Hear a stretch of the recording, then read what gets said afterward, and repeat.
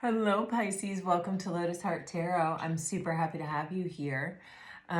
This morning, my meditation was really guided toward the energy of April showers bring May flowers. So I don't know if that's about the timeline or what. It is a dreary, gloomy day here where I live.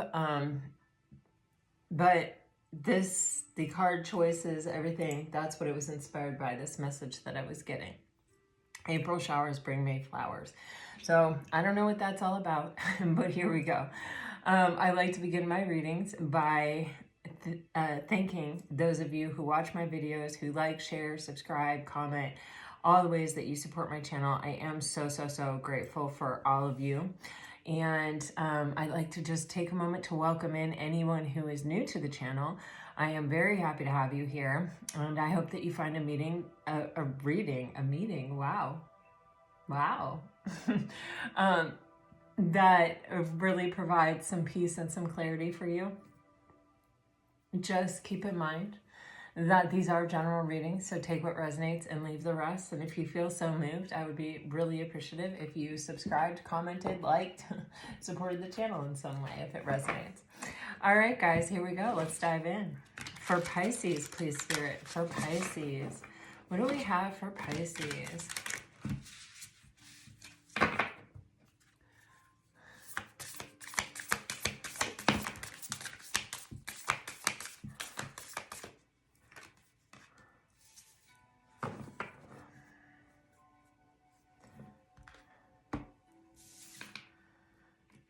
Pisces, you're getting faith and generosity.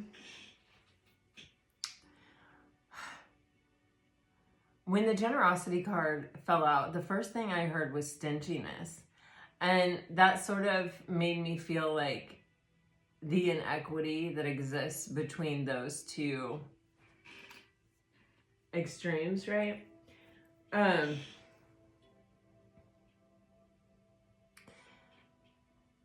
You know, I'm being guided toward a lot of things. And one of those things is that, you know, if you've been very generous and been very open and been very giving and been very loving, and you've dealt with stingy people who haven't been able to return that energy for whatever reason, there is an energy here of like, have faith that that energy is coming back to you. This is a very balanced universe. I mean, the universe is always seeking and striving to balance things out, you know? And a lot of times what we give our energy to is not what returns our energy. You know, sometimes it works out that way. And I think when we're really close to our soul purpose, or we're really on target, or we're really in the flow, it does tend to happen that way. But oftentimes in life, when we're searching, when we're seeking, when we're stumbling and trying to find our way, it happens that we give our energy to a lot of things that have nothing for us because they're not meant for us. And as we get closer and closer through that journey of stumbling and falling and finding and fighting and trying and giving and learning and growing, we find our way closer and closer and closer to the things that are going to give to us. And it feels like, you know, it requires a lot of faith. And I read something about faith the other day, and it was like, love and fear both require us to believe in the unseen. And I know that that's not directly about faith, but faith is about believing in the unseen. It's about, you know, trusting in something that you may not have definitive proof even exists or is real, or the definitive proof that you have, you can only say, I know it because I know it. I can't show it to you, or I can show you examples of its existence, but I can't just produce, you know, this direct evidence, maybe more direct than that. And so there is this energy of, if you have been giving, if you have been loving, if you have been generous of your spirit, generous of your soul, generous of what it is that you have, no matter how much or how small you think it is, generosity is a beautiful gift, and it is often taken advantage of. But you see how the butterfly dragon creature is sort of turned away from us, and it's open and it's outstretched. It's like giving, and to the point that it almost has to turn its back and protect itself. And here it's like this energy is coming towards this energy with passion, with fire, with something left to give. It even says passion flower on here. You know, and so it's like, wow, it may even be just like when you are depleted, or when you are drained. I just feel like this black and white is sort of drained of color. You know, when I'm messing with photographs on Photoshop, and I want to know what it's going to look like black and white, but I don't want to go through the entire process of turning it black and white, I'll just desaturate the color to the point that it's a crappy black and white. You know, like it doesn't have a lot of contrast. It's not the rich black and white that I would ever put out as my work. And so there's almost like with this black and white, it's giving me that vibe of like moving the cursor, you know, like moving the lever over on the saturation button. It's like, I've lost my shine, I've lost my color, I've lost my, you know, my mojo kind of. And it's like, don't worry, have faith, it's coming to you. It will be returned to you. It's interesting because this orange color is the color of this one's eyes. And that just feels important. I don't know why. All right, let's go. April showers bring May flowers. I just heard it again. I don't know what that's about. I mean, maybe it is just this energy of, you know, sometimes it rains like hell and it sucks and it's muddy and it's gross and you don't want to go outside and you're trudging through life, and then boom, all of a sudden the earth is alive and there's all these beautiful flowers beckoning you outside saying, come out, come play. You know, I don't know. All right, here we go. It could also be a time frame I keep getting. This one wants us to see it. Clematis, intelligence and mental beauty. Wow, and look, you guys, clematis, we always had clematis growing around our house when I was a kid, like up our lamppost and stuff. And it was like this bright, vibrant, electric blue color. And this is that black color. And this is about intelligence and mental beauty. Some of you may be suffering a bit, or may even be like a bit depressed or feeling very lackluster. This may be a message of hope to have faith that there is change coming. It's going to be different. It's going to have different meanings for everyone, I'm getting. Oh, I cannot wait. I mean, I live in Florida and I have hibiscus blooming right outside my window. I mean, I look up and I see big hibiscus blooms, but still, oh my gosh, the flowers. Okay. I don't know, you guys, this is really hitting me. You have the pink rose, which is grace and sweetness. And, you know, this is giving me the vibe of someone who has experienced difficulty, but they have not let it change their core goodness. You know, I also saw a quote the other day, and I'm just going to butcher the crap out of it, but it's like, when someone comes at you basically low vibe, when someone comes at you, you know, hitting below the belt, I'll just say, don't hit them back below the belt, because then you become like them. You know, choose a different path, stay true to yourself. And with this pink rose, you know, I had a friend who was severely bullied as a kid, and she was like absolutely gorgeous. I mean, just breathtakingly gorgeous. And probably that's part of why she was bullied, I'm assuming. She didn't really know. She was different than the other kids in various different ways, but she didn't really know exactly why they were so aimed at her for so long. But she she was just beautiful, and she was very compassionate and very like understanding. I just saw that on the floor. So this is its own message. Okay. She was very understanding and empathetic and compassionate, and when she spoke, she always would try to consider how the message was going to be received by the other person, like more so than anyone I've ever known. She would, and she was very successful in her own right. You know, I mean, I didn't know her, you know, until she was very successful.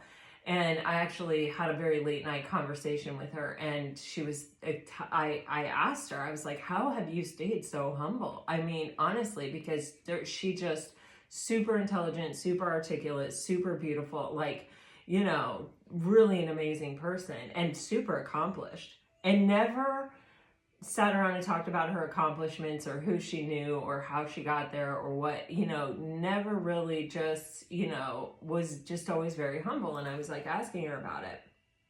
And this pink rose completely reminds me of her. I can feel her energy.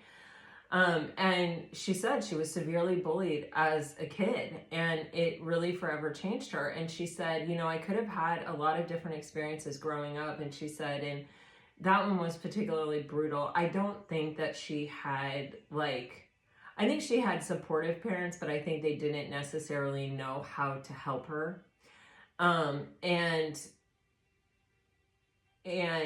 she just said, you know, it really shaped me as a person. And she said it was very, very hard for me to learn to be able to trust people again, like as an adult. And she was like, I really kept to myself a lot. And she said, but I will tell you that I did learn how not to react and how to respond. And she said that that was like one of the most valuable things. And that helped her to be incredibly successful as a person, because she didn't react. She said, you know, there are crappy, yucky people everywhere. There are bullies everywhere in every environment. And she said, and you know what, by the time I reached adulthood, by the time I was like, you know, in her field where, you know, there are just predators and crazy people, she said, I just knew how to spot them. And I knew that they knew that I saw them, and that if they knew that I saw them, they would leave me alone. That they wouldn't, you know, that they would know that I wasn't to be messed with. Like I could see them, I spoke their language, I understood them, and they would leave me alone. And she was like, that, and always learning how to walk away, how to maintain, to be my own pillar of consciousness, basically is what she was saying. She didn't use those words. But knowing how to keep my energy to myself and not let it be affected by the people around me, and especially when I could see that they wanted to affect me, to that even made me stronger in my protection of myself. And she was like, the harder thing was learning how to trust and learning how to open up again, and learning that people did want to hear what I had to say, and learning that, you know, who I was inside was lovable by other people. Like, I think she meant other than her family. And she had a great love in her life, and that was how, you know, she learned to trust him. And then, you know, she said that he constantly earned it every day. And that she was so grateful, because she could be this really strong person and achieve a lot of stuff, and then come home and just open up and be herself and be her true self and be loved for it. And she said, you know, her life was off to a very rough start, but it all sort of came around. And she said she had no regrets, and that even, you know, she really did learn to be truly grateful for her experience, the way that it unfolded. And she thought she'd never say that. She thought she'd never feel that way. So, you know, but she was always so gracious, always so sweet, always so generous, always so soft as a person. and true to herself as a person. And, you know, if you met her when I met her, you would never have known that that history existed. You knew there was something different, but I don't know that you would have been like, oh, that's what it was, you know? Anyway, this is what it's giving me. You know, even when life is hard, and even when your love is unrequited or unreturned to you, or you give and you don't get back, if you hold on to the knowledge that you are a giver and that you are capable of being loving and you are a lover, you know, when you finally find that place where you belong, you will, I feel, just open in so many ways and blossom and bloom into so much beauty. It's because it does come back to you. You know, you will have someone come into your life who, you know, fertilizes your soil, or, you know, helps you to expand, or helps you to find that within yourself. Maybe a friend, maybe a partner, maybe, you know, a random stranger on a bus or a plane, or a, you know, in a bookstore or a coffee shop. You just never know where it's going to come from. An angel, really. But there's this energy of just not ever giving up that grace and that sweetness. You know, when you love someone and they can't love you back, and they can't receive what you're giving them, one of the reflections is that you are able to give love, how beautiful is that? Not everyone can do that. Obviously, the person you were dealing with couldn't do that. It's a reflection of how special you are.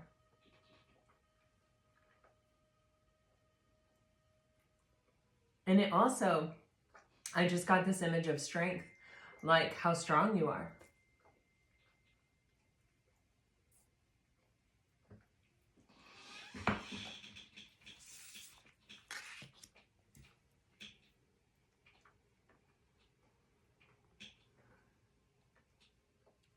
So you guys are also getting pansy, and it says sweet thoughts. I love pansies because they're always one of the first flowers, I feel like, to come out in the spring. And I remember them, they would be outside my grocery store when I was a kid, like on those like little rafter things with all their little, you know, you could pick up some pansies at the grocery store. And I just remember thinking, oh, they're beautiful. And I'd stare at them the whole time we'd be in the grocery store, because my mom would always buy them. And I would just think, gosh, they are really, truly gorgeous. They're so beautiful, these pansies, purple and yellow and white and lavender, and, you know. But this feels like, it's kind of like when you first meet someone, it says sweet thoughts on it. And you're just absolutely enamored with them. And you're just like, oh my gosh, you're so perfect. You're so, like, I don't want to take my eyes off of you. I just want to sit here and in your presence, and you could recite the alphabet. I wouldn't care. I just want to just soak this in. I want to, it's almost like stare at you. I want to see the way that your lips move when you talk, or the way that you blink or turn your head, or your mannerisms, or, you know, like, it's that kind of energy. I just want to know everything. And then you have this iris, rainbows and messages. And this feels like, you know, obviously like signs and synchronicities. Oh my gosh, this card has a quote on it. And you know I can't see without my glasses on, but I see that it says, when it rains. Hold on, let me see what it says. When it rains, look for rainbows. When it's dark, look for stars.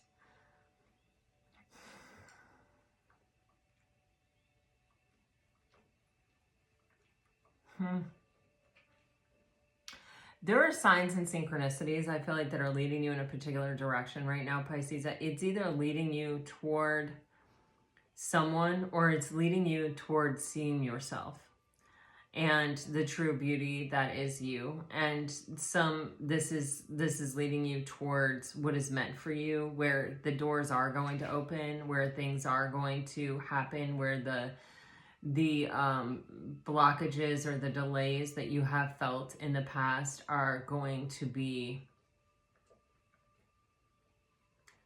fewer and far between, if not eradicated altogether. I am getting. You have the tuber rose here, and it says dangerous pleasure. And then it's a Nietzsche quote. It says, the secret of reaping the greatest fruitfulness and the greatest enjoyment from life is to live dangerously. This is interesting because, again, you know, when I was talking about the rain showers of April and then the flowers blooming in May and it beckoning you outside and beckoning you to, like, you know, if you walk through Central Park in May, it's usually just like blanket after blanket with people. You know, it's just like, oh my gosh, it's spring, you know, or it's warm, it's beautiful. There's, you know, it's just packed. And not that that is particularly living dangerously, but when you have been in a cocoon and you've been in your own company and you haven't, you know, maybe spent as much time with others, or you haven't been particularly social, or haven't, if you have been social, it's with people that you already know well. You know, it's maybe not the season where you're meeting people. Like when it rains, you know, who wants to really go out and meet people? You know, you don't want to have a first impression of being like a waterlogged cat, you know, coming in from the alley, you know what I mean? So, you know, it's like when the weather is good, then we feel good and we want to get back out there and we want to do these things. So I don't know, but the danger feels in the exposure to so many elements or to so many different new ideas or new concepts, or it's like putting myself out there, you know. It's almost like the Fool card energy. It's like taking so many chances all at once. Is how I feel about that. Then you have this Dahlia energy, and it says dignity. A wise man has dignity without pride. A fool has pride without dignity. Confucius.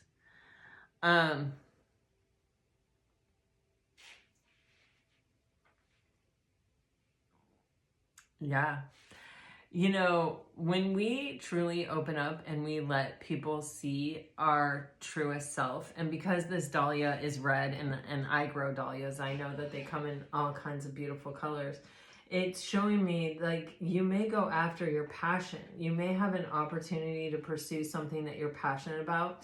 Sometimes we have a little stutter when something like that opens up to us, because it's like, if I admit that this is what I want and this is really hard and this challenges me and I fail, can I recover, and will my pride still be intact? You know, will I have made a fool of myself? You know, it's like if you love to bake, right, and you've thought forever about starting a bakery, but you have I saw someone on probably the Food Network, some baking challenge show.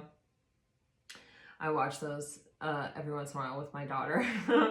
We used to when she was a kid, and we still like have so much fun doing it now. Anyway, she was like some kind of scientist, mathematician, like, I don't know, she went to MIT or something, and she was in this show, I think it's on Netflix, and she had become a baker, and she had quit all of those things to become a baker. And because that was her actual dream. And it's like, when you take a risk like that, or when you do something like that, it's, you for yourself may feel so called, right? When you think of the Fool card energy, it's like, I just have to let go of all my inhibitions and anything that would hold me back, because my gut is telling me I have to do this.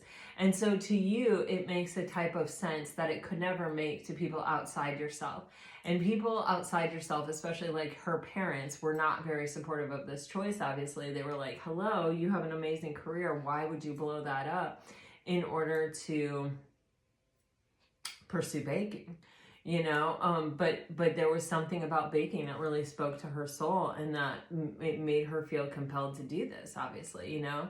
So it's like, sometimes when we go after our passion, or when we pursue things that don't make sense to other people, we really, really, really risk falling flat on our face. We really, really risk the judgment of others. But if it's our truth and it's what in our heart we need to do for ourselves because it is in line with our authenticity, then we have to trust it. And obviously she's on some show on Netflix, so she's obviously done something correct in this path. And also it is an example too, what I'm getting is how opportunities open up for you. Like doors that close when you're not on the right path open when you are on the right path. So there's something here where this and I'm even getting like for some of you, this whole journey that we've been talking about right here has already been happening, or it's like you're somewhere on this path. We're all on different timelines, right? So for some of you, this is completely in front of you. You may still be in the gloomy gray days, right? Like I'm having a gloomy gray day right here, right now, but this may be where you're coming, and this may be a message of encouragement to have faith that you will get here. For others of you, you may have found that faith and you may have been on this path and you may be moving into this morning glory energy, or you may already be here, right? So anything is a possibility here, but the morning glory energy is affection and determination. And it says, the morning glory which blooms for a day differs not at heart from the giant pine that lives for 1,000 years. Alan Watts. Oh, wow.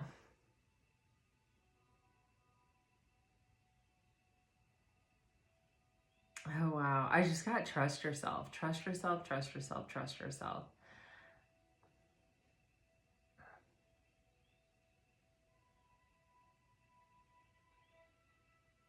We're not all meant to be beautiful in the same way. We're not all meant to be on the same path or to even live our lives the same way or to achieve the same thing. And the same thing that brings one person happiness may not bring you happiness, may not bring me happiness. And the things that bring me happiness may not bring you happiness. I mean, there is no one size fits all because we're all very, very different. We're all different perspectives of life itself. So how could the same thing resonate for every single one of us? How could there only be one key to unlocking the door? There couldn't possibly be. So, because it just wouldn't work for all of us. It's not the same door we're even trying to get to. I definitely feel this is the entrance of a relationship. When I saw this card on the floor, I felt that. And then when I saw it said affection and determination, this is something where it's taking me back to this pink rose energy. This may be where it's like day after day, I have to continue to try, or I have to put effort in to open up or to trust or to, it is with determination that I achieve this level of affection. Like either it's both earned and given is what I'm getting here. So let's see. This may be some kind of relationship, and it may not, it may take effort. We're all coming from a place of some kind of suffering, I feel like. You have belladonna, silence, listen more, and quiet be. And then you have agapanthus, words of love, speak with your heart. Wow, how crazy that these cards are actually very quite related.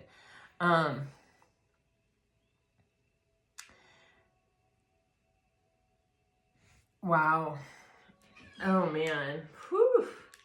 Goodness. Okay, like the energy I'm getting from that, it's for one thing, the first thing I got was like literally my grandma, like, if you don't have something nice to say, then don't say anything at all. But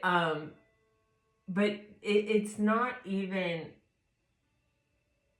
it's better to like be silent than to express something that isn't true to you.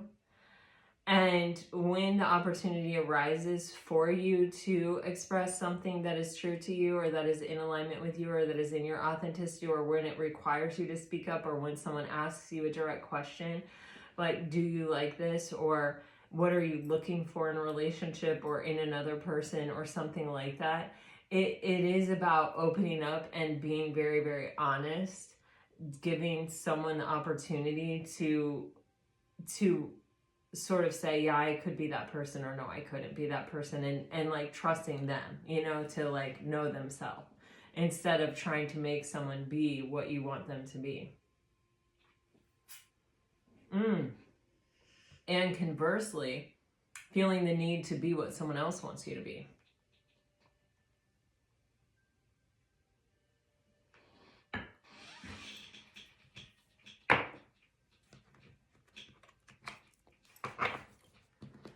You know, this morning, I don't know why, but this ballerina farm thing keeps coming into my feed.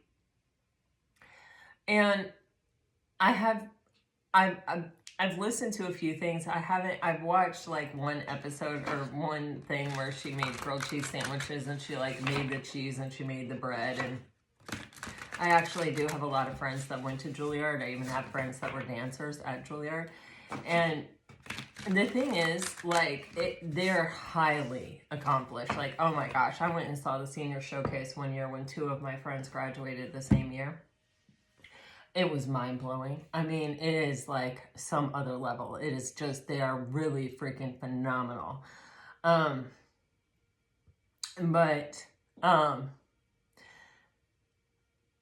You know, and everyone's talking about how sad it is that she had this dream to be a ballerina, and then she met this guy, and this guy was like, you know, and she's just like part of herself and part of herself and part of herself and part of herself have been sort of taken over by this guy or by this life or by, and it's like unclear whether it's really what she ever wanted, or some people are saying it's not, and that it seems like she's had to really give up on this whole ballerina dream that she had. And, you know, when I watch these things, I always think, you know, be so careful, because ultimately she made the choice to be in that relationship. And they could be, you know, deep soulmates. And this could be something that her soul wanted to learn in this life, whatever it is. And, you know, it's like we are always going, oh no, isn't that such a shame? Oh no, isn't that so terrible? And kind of, but what all of that is judgment. It's all saying like, that wouldn't work for me, so that can't be good for her, or whatever. But you never know. She may reach the end of her life and go, man, what a beautiful life I have lived. Like, even though it was hard, being a mother is incredibly difficult. I only have 2 kids, like, and it is still to this day the hardest thing that I do, and my kids are adults, you know. But you know, we just don't know. Like, she may at the end of her life say, I am so grateful to this guy for giving me this opportunity and for, you know, pointing me in this direction. Now, may she die going, gosh, I was so close to being a ballerina. You know, I was so close to graduating Juilliard. I was so close to this. I was so close to that. I suffered. I struggled. I did all these things. Like, you know, who are we to say for another person? And like, all of this judgment and these YouTube channels that have started just based on judging other people and other channels and taking apart other people's video, how easy it is to look at someone else and pull them apart. But where is the help in that? Where is the productivity in that? Where is the creativity in that even? You know, and I understand that there are messages about misogyny and all this stuff, and that, you know, like, there are things that really are not productive for men or women or for society just as a whole. You know, it all begins and ends with equality.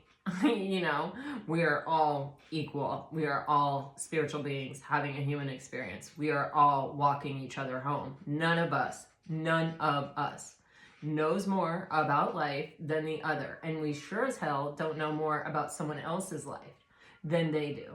We don't. We just do not. Now, that being said, you know, issues of slavery and things like that, which is an extreme form of inequality, you know, I like have very big feelings about. But when it comes to someone else making a choice in the way that they are living their life, even if they have sacrificed something, even if they have, you know, whatever. It's like, I look at them and I say, that is your prerogative. Good for you. You know something about your life that I don't know.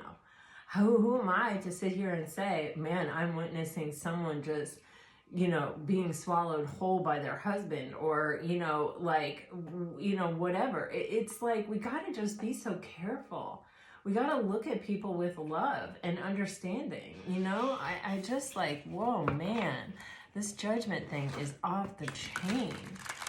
It drives me nuts that there are all these YouTube channels that are out here like, let me tear apart someone else's creative work. Let me analyze them. Let me say this is okay or this isn't okay. Let me put my 2 cents in on someone else's life. Like, man, who are you?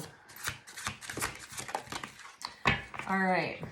After that little rant, which I don't know why that was or who that was for or if that was about anything in particular, but wow.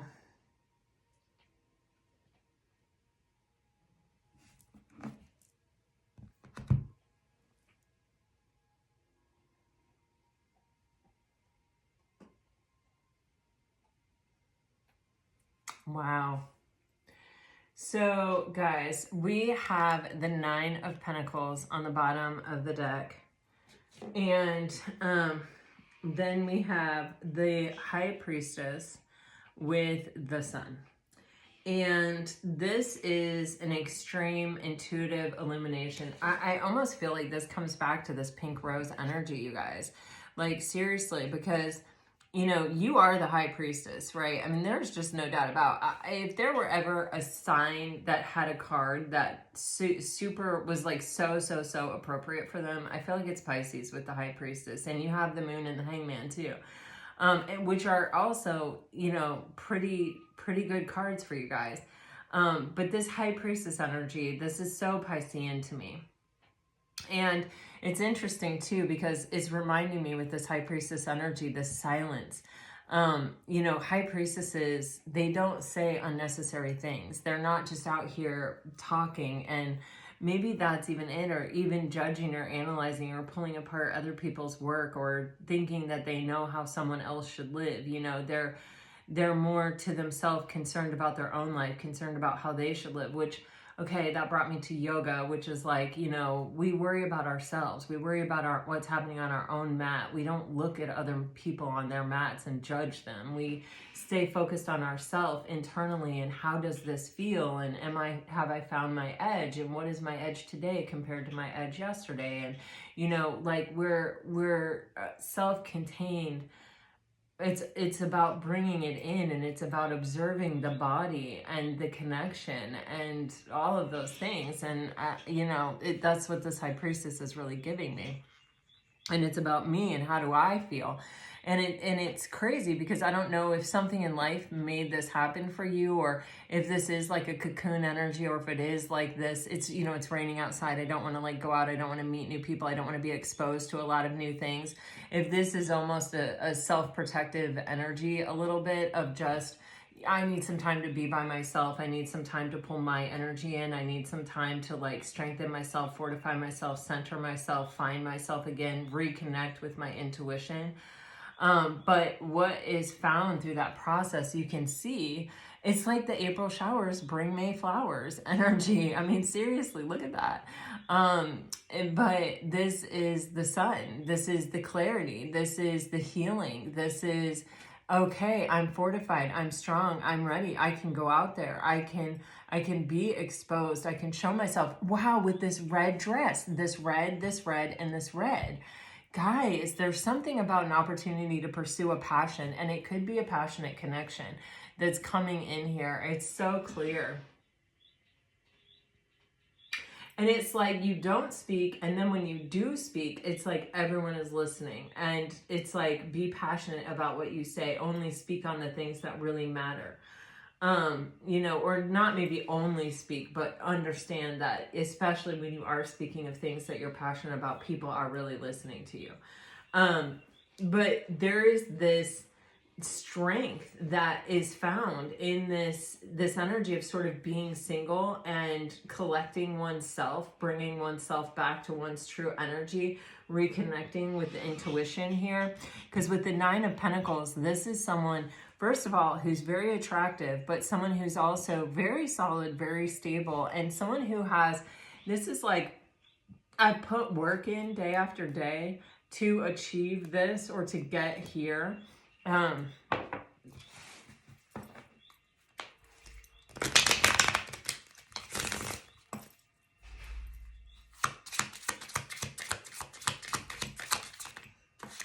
it's almost as if it can be someone is seeing, wow, holy crap. You guys are very attractive right now. I'm just going to say something is about to be revealed to you. Oh, damn. This is a counterpart. Yes. This is what and talk about passion. Oh my God. When you're operating on the frequency of, you know, moving toward your passion or living a passionate life, like, you know, really, it's like, no, I've connected with myself. I've connected with my intuition. I know what I'm about. I know what I want. And even if I don't have a clear path to like me getting there, I'm taking a step every day in that direction, period, end of story. And there is a strength and a beauty of that comes almost immediately is what I'm getting. When we pursue our passion, when we make a determination to go after what it is we want in life. And even there is this energy of, it comes back to this card here, this Dahlia card. It said, the wise man has dignity without pride, and the fool has pride without dignity. There's this, yeah, it's what it says about you to other people. It's this energy of humility, but also like, kind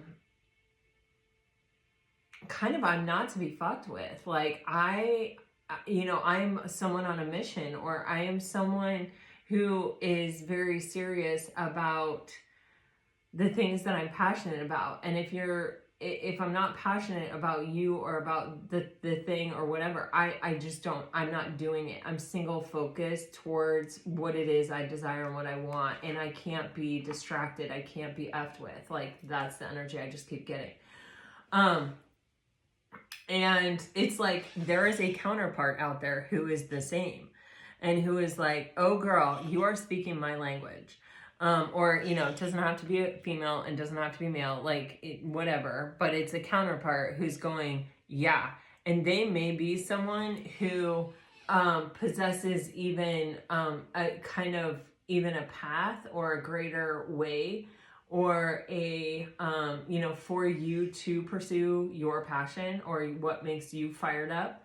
But there's someone who's attracted to this in you. It's like someone who knows what they want and is willing to go after it. And they're seeing to you that you know what you want and you are like summoning it to you. And it almost feels like are powerless to withstand the summoning. You know what I mean? Like they are like, okay. The moon in reverse clarifying the sun is pretty crazy because, and especially because this is the Queen of Wands and the King of Wands, if I haven't said that. This is divine feminine and this is divine masculine, like boom, in a nutshell. And so it's like divine feminine in reverse defining divine masculine, you know, in its like simplest, most primal form. And then you have the Queen of Wands and the King of Wands. There's this energy of like worlds colliding, things coming together that are in harmony, that are a perfect fit, that are equal opposites of each other, that are the reflection of the other, and of the other's light and of the other's beauty, is what I'm getting. Wow, wow, wow, wow, wow. Okay.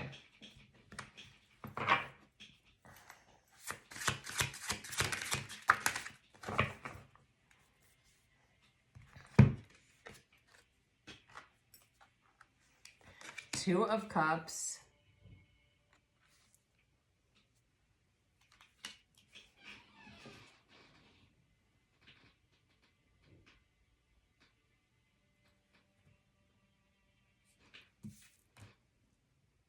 Knight of Swords in reverse. Emperor on the bottom of the deck. What is this Knight of Swords in reverse? This is something, wow, okay, so normally when someone is super attracted to someone, it's like you go all in. You know, you see this feels like an apple, and it's like, I want to take a bite out of the apple. And there are apples all around in this card. It's some kind of temptation, and it's like, oh, I want it so bad.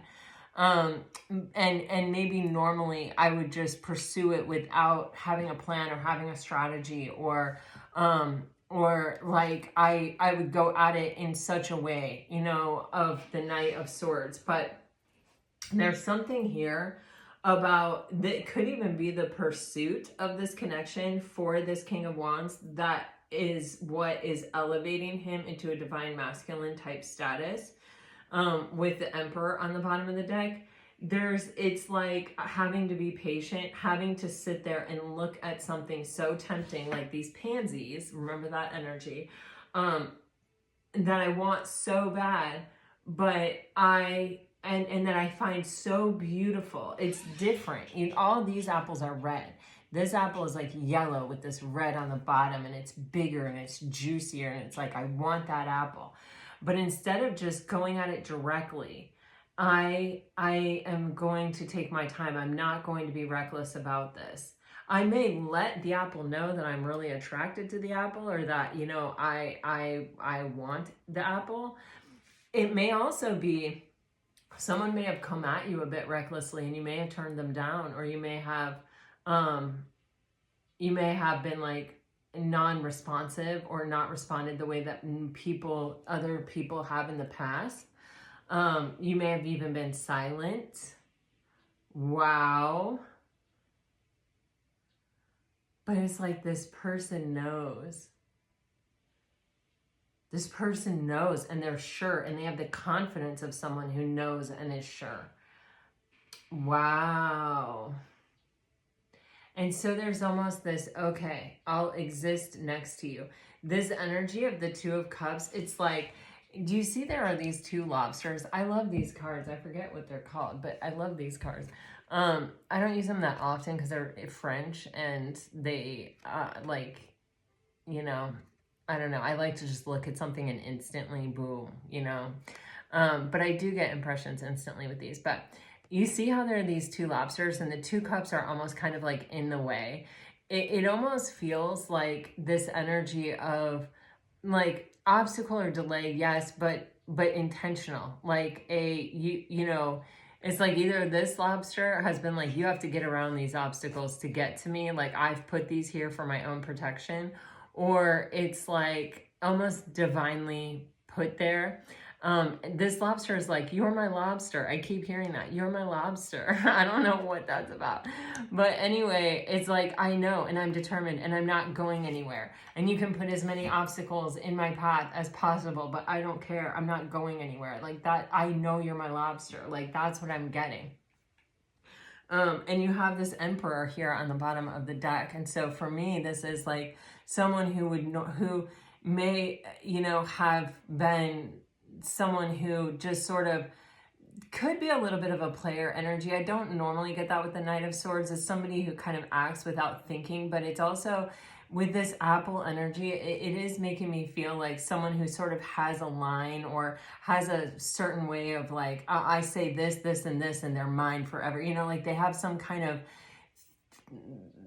what is that? Like a way of being that usually works for them. And so, but they kind of do it without any like real future in mind, or they do it without, you know, thinking about the repercussions of that, or like getting people attached to them, or wanting them, or liking them.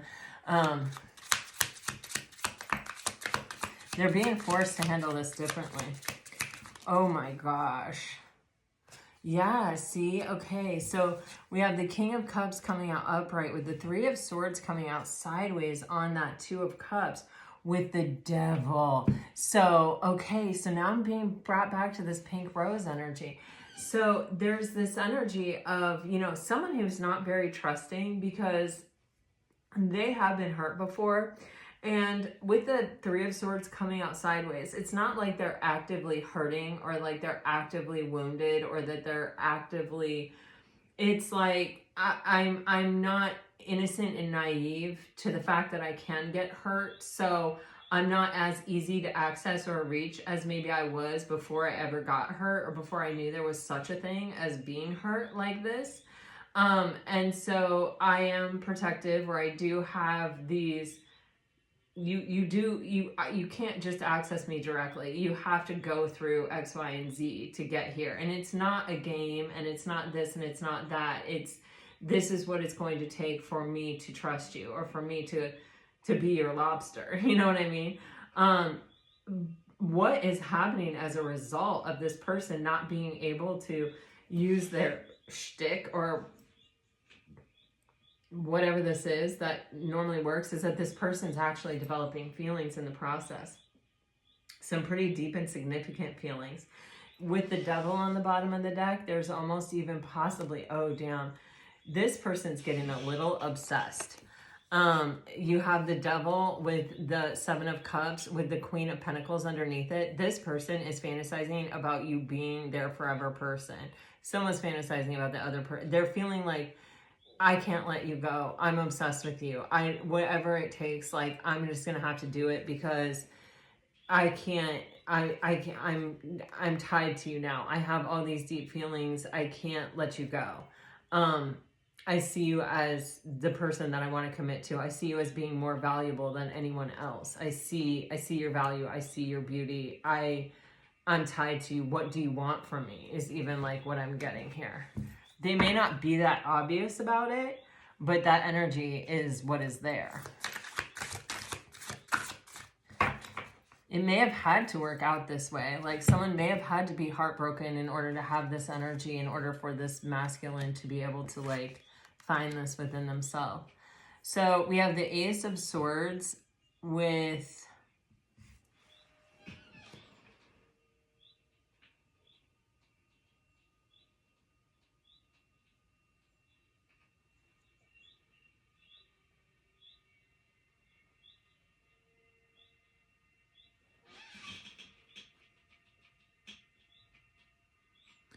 a card that only exists in this deck. It is the 25 card.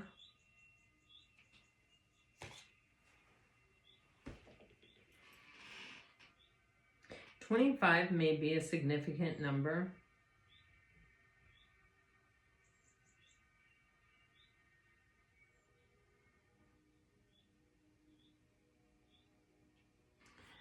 This, I just Googled it, and it's L-E and then R-E-V-E-U-R, and it means the dreamer. See what I'm saying? This person is fantasizing, they're dreaming, they're about to tell you because they are so kind of obsessed.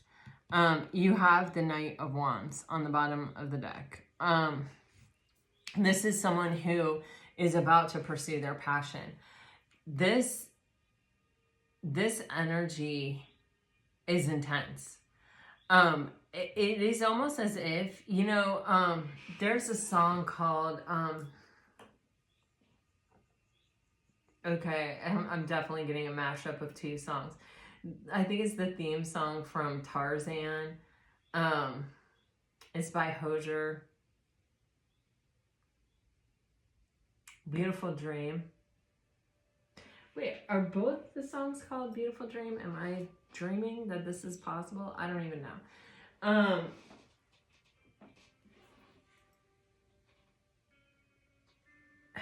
Let me see if I can catch the words to say it. You guys are, I will say this about Pisces. You are literally okay, this is the mashup of the songs. Better Love by Hozier and The Beautiful Dream by George Ezra. Yeah. Okay, those two songs could be significant, but they're coming out together, like intertwined with each other. someone may be listening to music. I will say this, like after going on like 16-hour road trips with my daughter, who's a Pisces, who made like a playlist for the specific event because that's what she does because she's a Pisces. I really was like, oh my gosh, it made the drive like easy. Not easy, but just it made it so much better. Oh my gosh. When you have the right music, wow, what it does. And that's how I feel. Like I'm getting this vibe from this energy. It is as if this person has decided or determined that this is like the perfect match for them, and it's like they're holding it to themselves, they're keeping it to themselves, they're literally like dreaming, fantasizing, like it's like no one else is gonna do. And it feels as though this person with this Knight of Wands on the bottom of the deck is going to pursue their passion. And they are someone who typically does pursue their passion. They may even be a fire sign type energy. But it's like not like this. They don't, this is different. Wow, with the Magician underneath that. There's a transformation that is occurring within this person based on how they have to approach this connection. This is crazy. It's like they, instead of just being able to come in and be a charmer and be able to say whatever we want to say, this person has to alchemize a situation into what they want. And that is causing them to sort of like rise up into their divinity. This person has such a strong fantasy dream type situation that this person is now clear that nothing else will do. Like, I've never felt this way before. I've never like dreamt like this, fantasized like this. I've never been this, I felt so tied or so connected to someone that I can't live without them. I'm normally someone who can just go from thing to thing or to find desire in many places. But now it's like my desire is fully directed in one place. And that it is almost maybe even feeling to them like an obsession. This person may not have been telling you this. It's almost this energy of like, I don't want to mess this up. It's like they may not have been expressing themselves or been saying like, this is what you mean to me or this is how I feel. And then all of a sudden it's like, boom, they're just telling it all. They're just putting it all out there.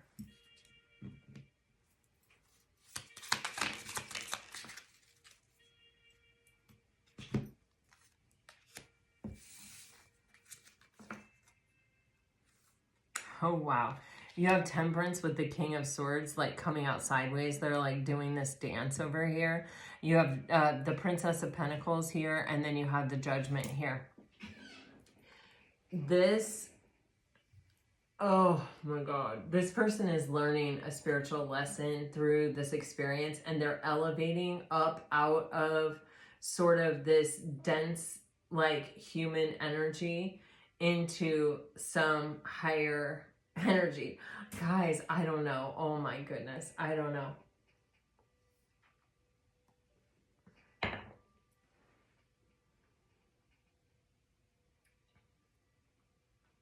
The King of Swords dancing with Temperance on the Ace of Swords. These are two energies that are related. And this is something where I feel, again, this person is someone who's usually very bold, who usually like says what they mean and means what they say, and like kind of can be very blunt, or they're probably very, maybe they're academic, but they're very logical and analytical. I feel like they're very intelligent, and it's this energy of knowing that the sword isn't always the right tool, and that sometimes just letting something come together before I express big ideas or make big statements or say too much. It's almost like a melding of energies coming together before like everything is spoken. How do I even want to say this? It's like how I'm seeing it is like two hearts that come together like this, and they're both beating on their own, but then it's like almost one slows down and one speeds up, and they get on the same page, and then it's like they're beating in unison, and then we can say these things, then we can reveal these things, then we can have those conversations. It's like I don't need to come out of the gate like, this is who I am. You know, it's like I can know you and understand you on a different kind of level in a way, but it's in such a way that now my heart is beating in time with your heart, and I cannot live without you. Like, I only feel right when your heart is next to my heart kind of energy. Like, what? I do not know. This person is learning a very valuable spiritual lesson. This is something that this love and the way that this love is unfolding and occurring is happening for someone's spiritual growth.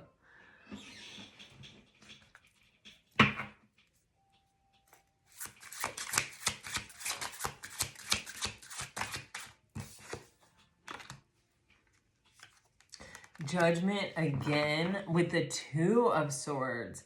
Wow. With the Ten of Swords. Wow. Wow. It feels to me like someone is very sure about what they want to say all along. It's like they have the thing planned. I'm going to say this. This is what I'm going to say, or this is what, you know, and then it's like there's something that happens where this masculine, it feels like the masculine, but that doesn't have to be a man. It goes through some type of transformation, and it's like even what they want to say changes. Do you see the horn in this person's mouth?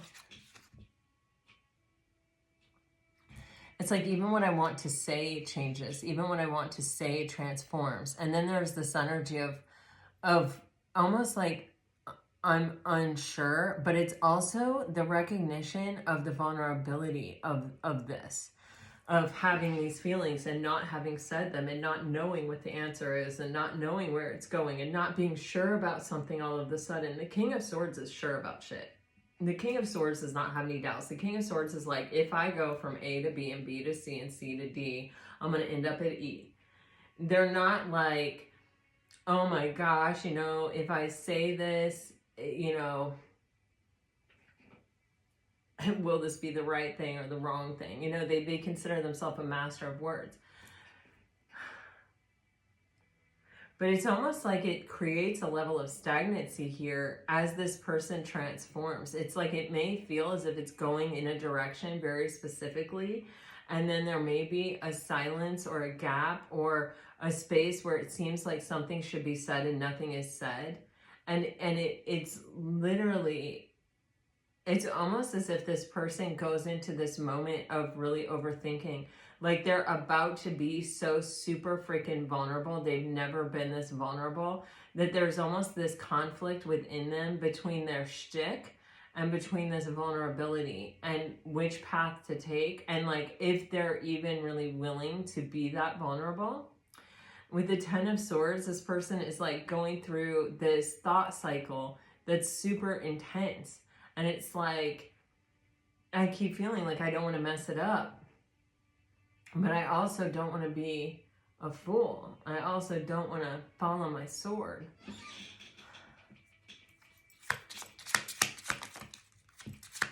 Damn, yeah. See, ultimately this person does have to say something. It's exposing to this person the ways in which they've been misaligned in the past.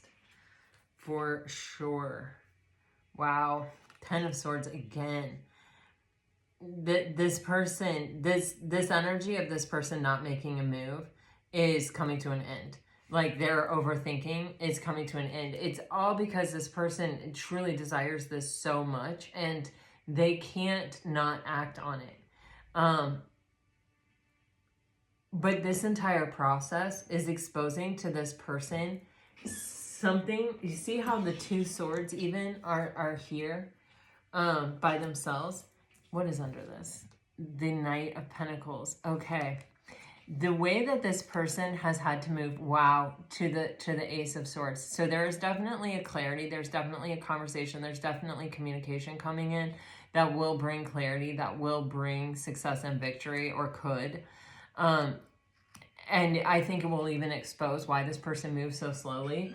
I think this person was kind of living out of alignment in love with, you know, like living out of alignment in their like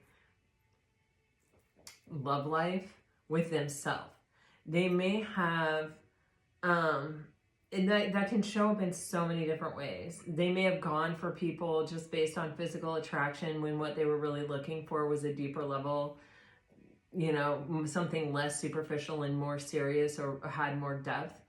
But this person has a lot to think about. I mean, it's almost as if this person is reviewing their past in this moment and all the ways in which they have defeated themselves in the past. It's like they're almost facing this past version of themselves that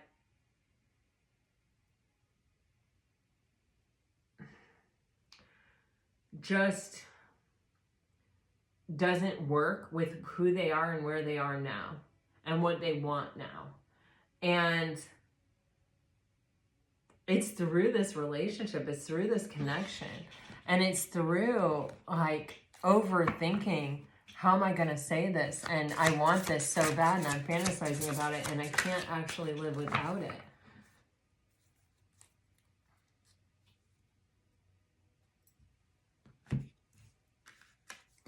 Yeah, this person is facing themselves. They're facing themselves here. Wow. They're facing themselves. They're coming clean with themselves. This is the 22 card. It's also special to this deck. And this is them facing themselves. And they're coming through in a different way. You have the Knight of Cups here. And on the bottom of the deck, you have the 10 of Cups. So this is someone who's facing themselves in order to come forward correctly. And, you know, wow, so that they can actually experience, oh my God, this is gorgeous. So that they can actually have success, so they can actually have what it is they actually really want, which is emotional contentment with another person. They're having to face themselves, the Knight of Wands. They may have been a bit of a player. They may have been someone who was like, oh yeah, I want this, I'm going for this. They may have acted very quickly in the past. They may have, you know, allowed themselves to get really passionate about people who weren't really who they thought they were. They may have, you know, that could be pride, that could be ego that let them do that. A wise man has dignity without pride. A fool has pride without dignity. Confucius. This person is facing that in themselves. That's what I feel. Like, boom, shaka. There it is. And it's because they desire something so much that is so out of reach, that would not open, would not acquiesce, would not give, would not accept this version of them, this past version of them. That wouldn't work on them. That didn't let them get away with that. With the Knight of Cups, this is the completion of a cycle for this person. How do we complete a cycle, guys? We make a different choice. Instead of coming out as the Knight of Wands and being like, damn, I want you so bad, like I'm so attracted to you, blah, blah, blah. It's like, man, I am attracted to your vulnerability. These are actually dahlias. This is crazy. But anyway, and seashells. But anyway, there's this energy of just like, I'm making a different choice. I'm coming forward in a different way. This person is freaking serious about this relationship. You have this Five of Swords. This person knows the only person that can defeat them in this situation is themselves.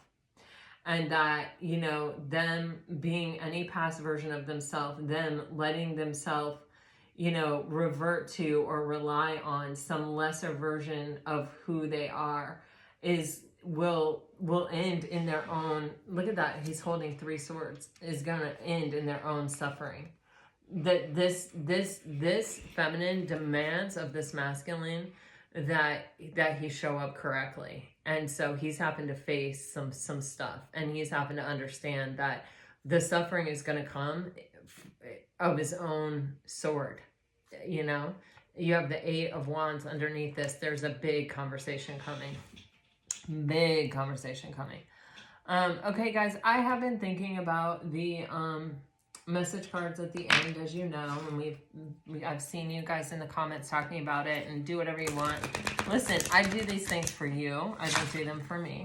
So I've thought about other cards that I could use to look at earth signs, you know, to look at all the elements. So I'm playing with some things. I'll get back to you.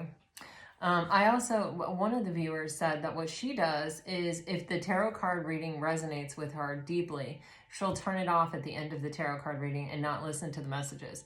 If she listens to the tarot card reading and it's not her story, she'll listen to the messages. I thought that was a real interesting way of dealing with it, or thinking about it, or looking at it, or taking it on. So thank you for that comment, and maybe that works for some of you as well. But here we go. Today, I'm doing it the same old way.